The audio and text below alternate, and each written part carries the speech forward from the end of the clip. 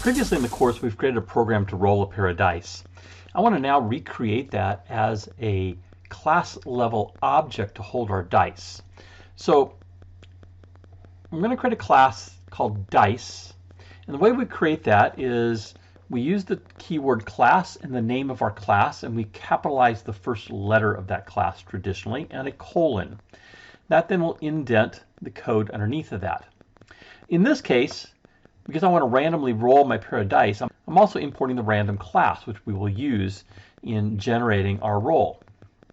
There's a format that we usually follow when we create a custom class, and that is we have our properties, or what we might call our attributes or classable variables first, and then followed by a constructor, which is a method to create an instance of the class, and then our methods for that class. So I created a couple of classable variables here of die1 and die2 and set them both equal to 0.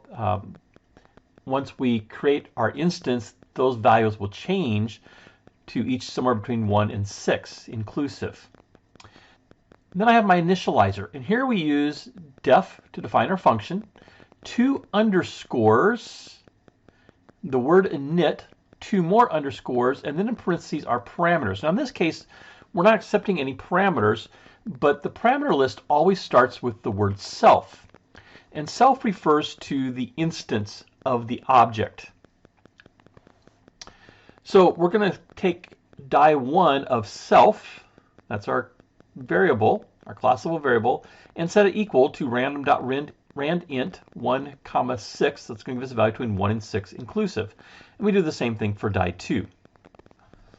Now the reality is, in Python, we do not need to create these fields. I created them to show you the demonstration which you'll encounter in other languages, such as C# or Java. I'm going to go ahead and just delete those two. So we're just left with our initializer. Our initializer will create those 2 variables for us. Now we talked previously about public and private, and if you wanted these to be private, you could do 2 underscores in front of those 2 variable names, and they'd be private and could not be referenced outside of this class. I'm not going to bother to do that. I have to change that every place else as well.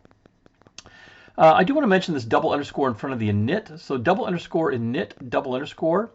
There are a variety of functions in Python that have this format of 2 underscores, and they're called dunder methods, double underline methods. So this is a very special name here, and basically every class has to have an initializer unless it is simply a class of methods. But to create an instance of this class, it needs an initializer. Now we have some other class methods here. One of those I've defined as getTotal, and again I pass it the parameter self referring to the instance, and I'm going to return the value of die1 plus die2. And I have another function called showRoll. Again, taking a parameter of self, it's going to return a formatted string of you rolled a placeholder and placeholder for a total of placeholder 2. And those are going to be die1, die2, and getTotal, all referencing self. I save that as dice.py. Now I want to use that in a program. And so here then is my class demo dice.py file. I'm going to import dice. I'm going to import this file. It's been saved on my hard drive. I'm going to import it in this program so I can reference these things. And then we have our main function. I'm going to take a variable called roll1 and have it equal dice.dice, the capital D. That's going to reference this initializer and create a new pair of dice that I'm going to name roll1. I do the same thing for roll underscore 2 and roll underscore 3. I now have 3 instances of my dice objects. And I can print those out. First roll, roll1.showRoll. It's going to call this method of showRoll for that dice.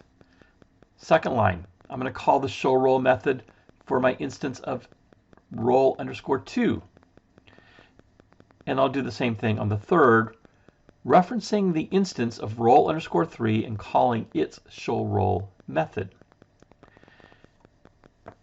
And then I thought, let's do one that takes all three of those and combines.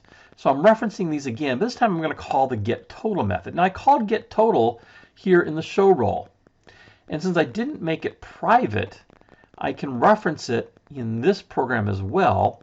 So I get roll1.getTotal plus roll2.getTotal plus roll3.getTotal, adding those three values together and putting them in a variable called sum, and then I'll print sum in a f-string interpolation print statement. Let's run this.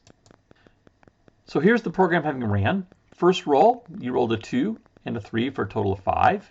You rolled a 2 and a 6 for a total of 8. That was roll_2. Third roll, roll_3, was a 3 and a 5 and a total of 8.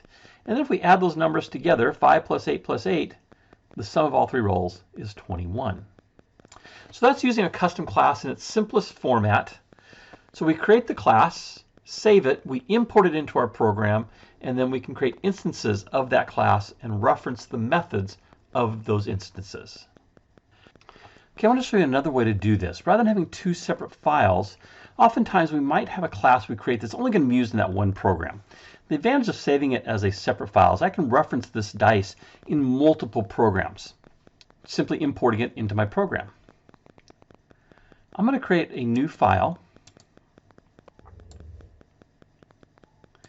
And I'm going to come over to my dice class and copy that. I'm going to paste it. And then I'm going to come over to the left-hand side here. I'm just going to create a little comment that's going to separate my class from my program. I'm going to come back to my program. I'm not going to get the import dice because I'm not going to import it, and paste it.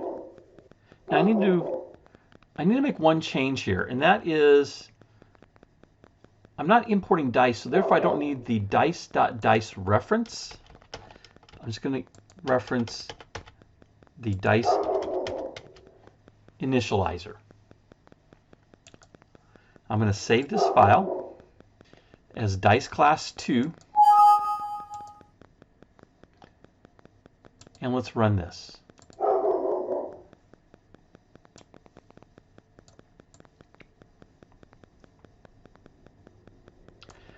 So I basically get the same results that I had before, but now my main program is referencing the class as part of that file. I'm not importing it. Neither way really is better or worse than the other. The advantage of making it a separate file is you can then very easily incorporate that into other programs. If you just jumped into this video and haven't seen the prior videos to this, I invite you to check out my Python playlist of videos. And if you'd like to be alerted to future videos that I create, you can click my picture up in the top right and subscribe to the channel.